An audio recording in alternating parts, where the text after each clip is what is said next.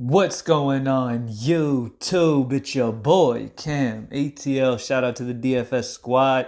Shout out to everybody watching this video right now. Drop a like down below because I already know you're going to love it. Subscribe to the channel if you haven't already. Make sure you comment anything down in the comment section to enter your name into the $50 giveaway that I do every single week on this channel. And speaking of the $50 giveaway, I want to congratulate Arden Scott for winning last week's $50 giveaway. Congrats, bro. Hit me up on Twitter at cam_ATL so I can get your information and send it right over. Even if you weren't the winner, which is majority of you, follow me on Twitter at cam_ATL. That is the easiest way to get in touch with me. Just send me a DM or at me or whatever you want to do. Just that's the easiest way to get in touch with me, get responses from me throughout the day.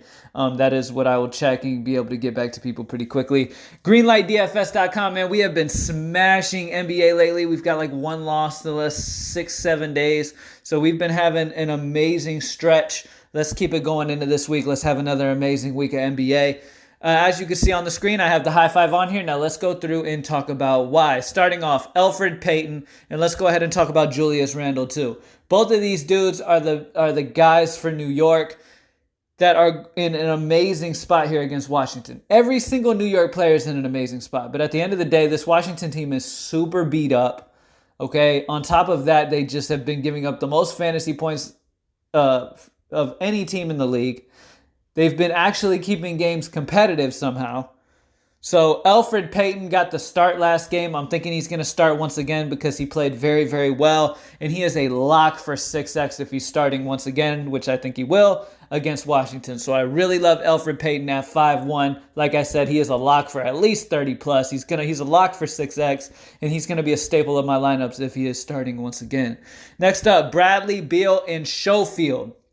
Now, the reasoning behind these guys is not only Bertans out, you got Wagner out, you got damn near everybody out for Washington outside of Bradley Beal, Schofield, and then some dude's name who I can't pronounce starting with, his last name starts with a P. He's a big man for Washington. Outside of that, they have like nobody. You know what I mean? Like those are the guys that I'm interested in on this Washington team. Troy Brown is interesting too, but Bradley Beal is the main dude. This is a guy who can drop 50s on a regular basis if he is the main guy, and right now he is the main dude, and I expect him to really carry this team big time, and this matchup against New York is a great one. So at 9-3, I'm expecting a 50-something performance out of him, if not 60 type of upside.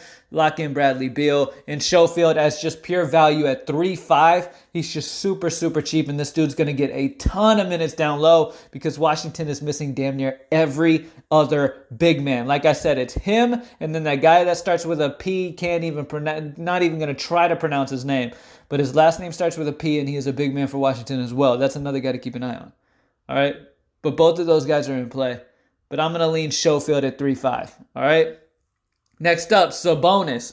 He came in with a little injury designation. He was questionable for Sunday's game, but then he ended up playing and dropping over 50.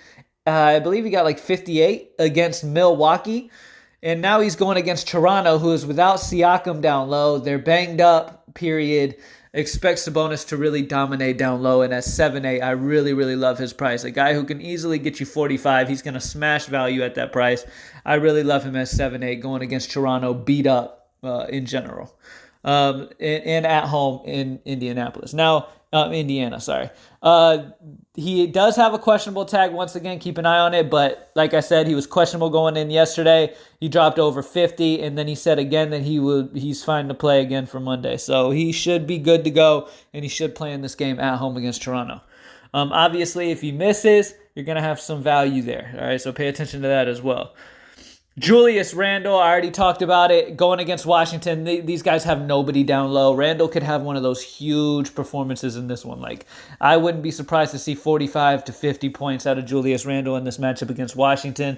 Everything lines up perfectly. The only issue with Randle is a lot of the time when the matchup lines up perfectly, he doesn't come through for you. But at 6-7, I'm willing to take the shot on him against Washington.